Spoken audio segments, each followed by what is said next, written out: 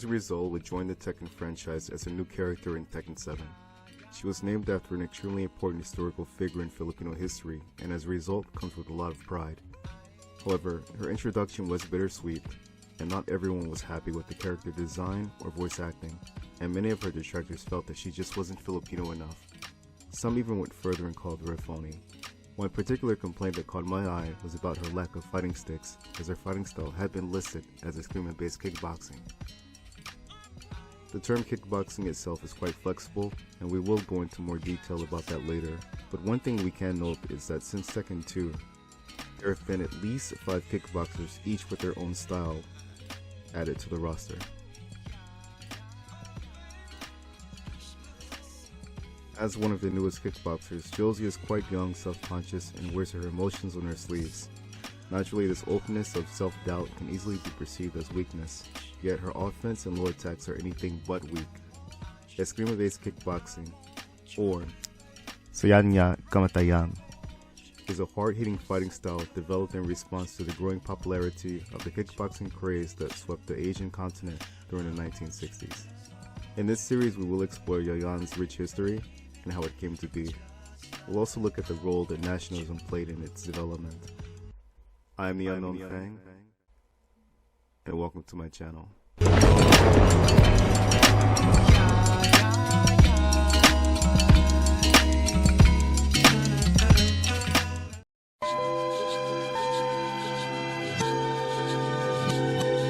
The Philippines is a country in the South Pacific with over 7,600 islands, each divided into 3 main areas of Luzon, the Visayas, and Mindanao. It has a long history of the Kingdom of Spain, even with its current name originating from Philip II of Spain. At this time, the Spanish Empire was a vast group of colonies in Europe, Africa, the Americas, with the Philippine Islands as the next step in global dominance. Spain would rule the Philippines from Mexico, and as a result, Spanish culture would permeate the archipelago in areas such as religion, family names, clothing, agriculture, architecture, and cuisine for over 333 years. Centuries of European colonialism also led to a complicated racial caste system, with the Spaniard being placed at the top and the Negritos being placed at the bottom. Ironically, the original meaning of Filipino meant the child of 2 parents from the Spanish Americas. That kind of gives a different meaning to the term pure Filipino when you look at it more closely. As with most colonies, this introduction of a culture to people already rich in culture from trade would be met with rebellion. Today, many heroes in Filipino history have been immortalized for their fight against colonizers. We started with Lapu-Lapu ending Magellan with his Kapilam, continued with Jose Rizal, defiantly opposing Spanish rule with his pen, and inspiring rebellion in the late 1890s. Perhaps as a blessing and a curse, Spain at the time was at war with the United States, and its loss would eventually result in the surrender of many colonies, including the Philippines. Not eager to part ways with their spoils of war, the United States would replace the Spaniards and rule over the islands for over 4 decades, enculturating its habits to American culture from 1898 to 1941. The Japanese would invade in the early 1940s and rule the islands until the Americans, alongside the Filipino rebels, recaptured them 5 years later.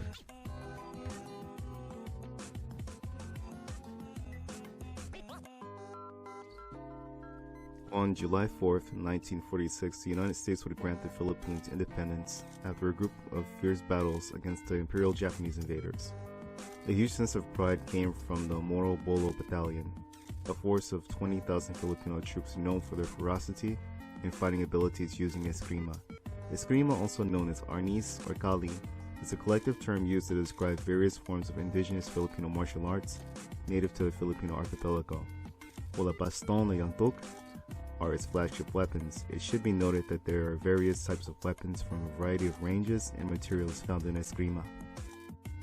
Swords and bolos, similar to machetes, were used alongside smaller daggers, with even empty-hand techniques including punches, kicks, elbows, knees, and disarming techniques. Early on, there wasn't a unified training or fighting system, and even today, you may find one technique with 3 different names.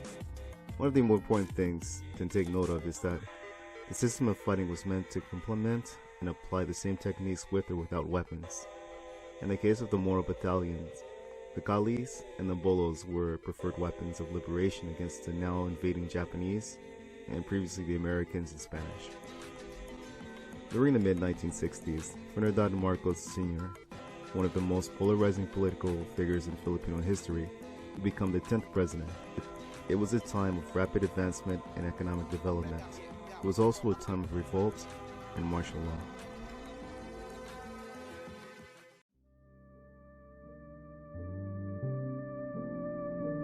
December 20th, 1959, a group of Muay Thai boxers traveled to Tokyo, Japan to give an exhibition match in Akasaka Hall. In the 1950s, boxing was slowly losing popularity in Japan and the crowds yearned for a new blood sport. This trio of matches between Japanese karate fighters and 3 Thai fighters would end in 2-1 in favor of the Japanese karateka. Inspired by this win, many Japanese would make their way to Thailand. One fighter of the then notorious hard-hitting Oyama style was particularly ill-prepared for this match. While not short on heart, Tadashi Sawamura just wasn't ready for his match with Thailand's #1 Thai boxer. Instead of shorts, he decided to don his karate gi, adding nearly half a kilogram to his fighting weight. The bout left him broken beyond repair, and by the end of the 4th round, Tadashi had 3 broken ribs and was unable to stand after being knocked down 17 times. For many fighters, this would have ended their dreams, but it seems that the Japanese, much like the art of kintsugi, are masters of repairing broken things only to make them stronger and more beautiful. Tadashi Sawamura, the defeated, humiliated representative of Japanese karate, would attempt to combine and fuse together other Japanese Budo arts such as Sorenji Kempo, Judo, Aikido with his karate. However, Western boxing and Muay Thai seemed to be the best ingredients. He and former boxing promoter Noguchi Osamu would call this new sport kickboxing. And by the 1960s, this new blood sport would not only catch fire in Japan, but slowly attract more and more crowds all around Asia. Sawamura himself, by some way of kintsugi, would become known as the demon of kickboxing, famous for his punching combinations and knees. His knockout percentage alone was at a questionable 94%. This creation of kickboxing allowed Japanese, Chinese, Koreans, and other martial artists to combine their techniques with Muay Thai and compete with each other in a squared circle under an agreed-upon set of rules. Now let's see how the Filipinos did it.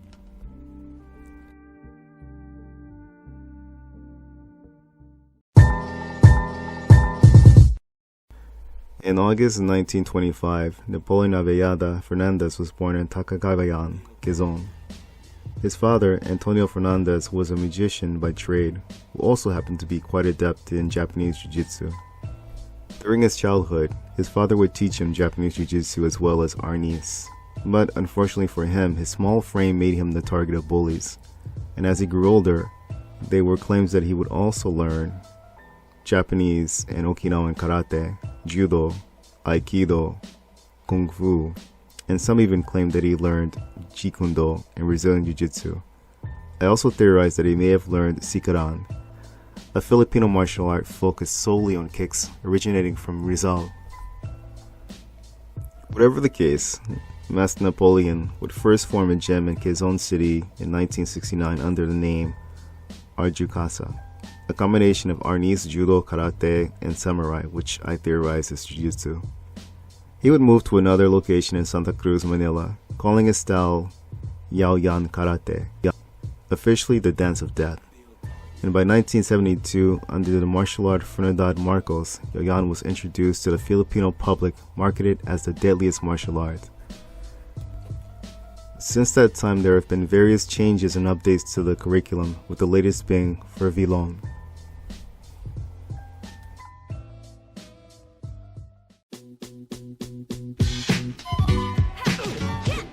The best way to describe this new art form would be a new style of kickboxing that incorporates the common punches such as a jab, cross, hooks, uppercuts, as well as common kicks such as the front, side, hook, and roundhouses.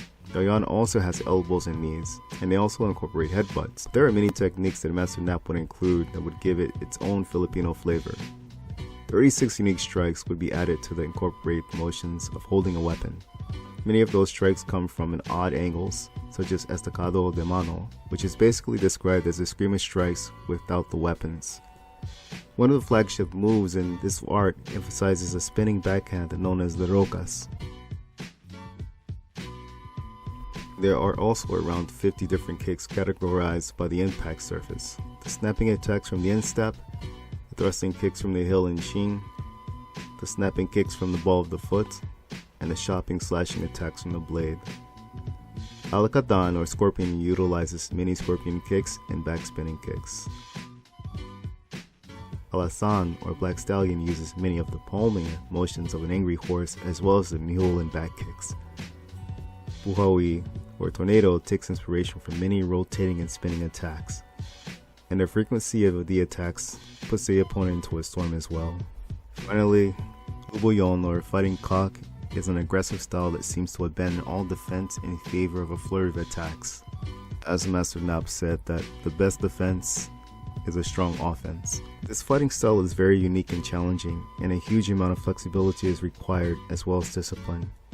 It's truly amazing to see how this style was included into Tekken.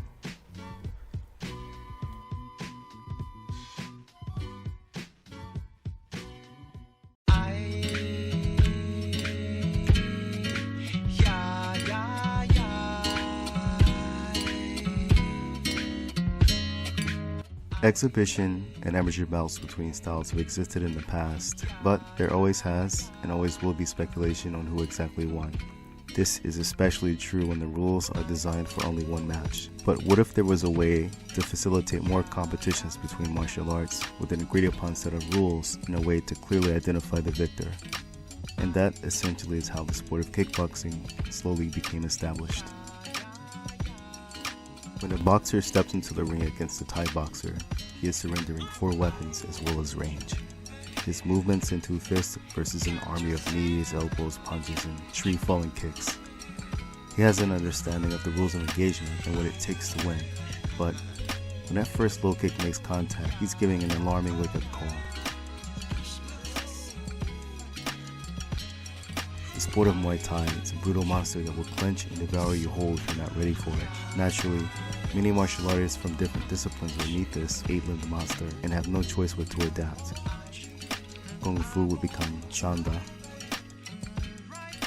Taekwondo would become Togi.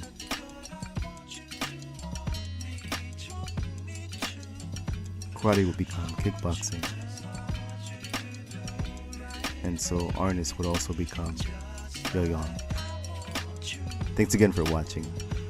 You already know, but in the next video we will look at more of Josie's Yaw Yan techniques and compare it to other kickboxers in the final video.